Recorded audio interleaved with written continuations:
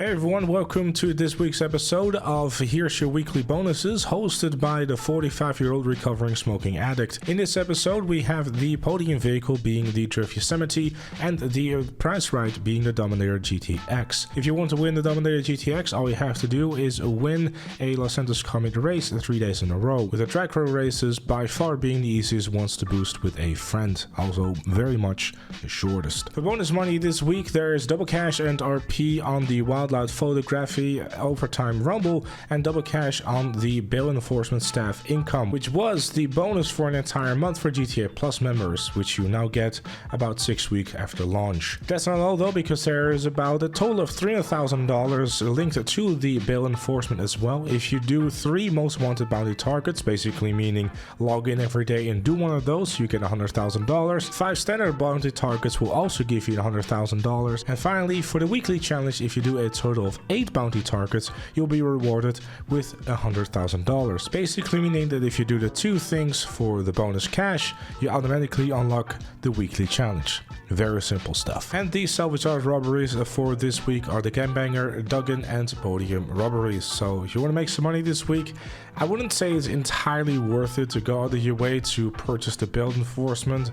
It's a decent business, but it's not really anything to necessarily like scream and shout and write home about, especially considering the fact that there is no discount on it. It's not entirely worth it for the $300,000 you can make with it this week. For discounts this week, there is 30% off the Stanier LA Cruiser, the S80RR, the XA21, Alpha Z1, Rebella GTS, Brickham, Yuga Classic 4x4, Granger 3600 LX, and the Futo GX. Gun Van, you can find 40% off the Advanced Rifle and 30% off the Military Rifle for GTA Plus members only. Out of those discounts, if you are a GTA Plus member, the Military Rifle is a pretty nice sounding gun.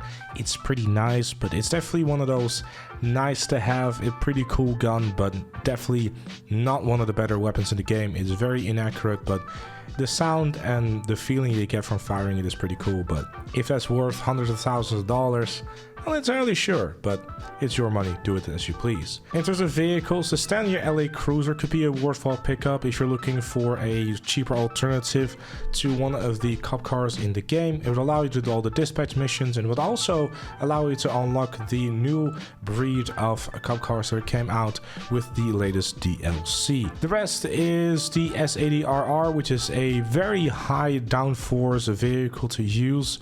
It was one of the top picks to use for that particular hangar glitch that unfortunately they have now patched. But aside from that, there are some fun to have recommendations like the XA21, which I personally really like driving. Rebel GTS is also not a bad car, and that is kind of it. The Brickham is obviously a really cool vehicle if you're a bit of a collector and wanting to get into the Halloween mood a couple of months early. And for removed vehicles this week, you can find the Sylvestra, Lifeguard, Nebula Turbo, the Cliffhanger, and the Bifta at Simeon's showroom. And at the Los Santos test rides, you can find the S80RR, XA21, and the Massacro. Out of those vehicles, again, at the Los Santos car meet, having the S80RR and the XA21 are 2 nice to have and pretty fun cars to drive. The Sylvestra could be kind of in that list too, same for the Nebula Turbo, but aside from that, nothing really here that is like a must-have in terms of performance. But that said and that done, that's it for this one. Thank you so very much for watching. Leave a like if you enjoyed, subscribe for more, and become a member like Chloe, GTA Plus, and its Audience Jam. Thank you for watching, and I'll see you all later. Now where are my smokes? I'm dying for one.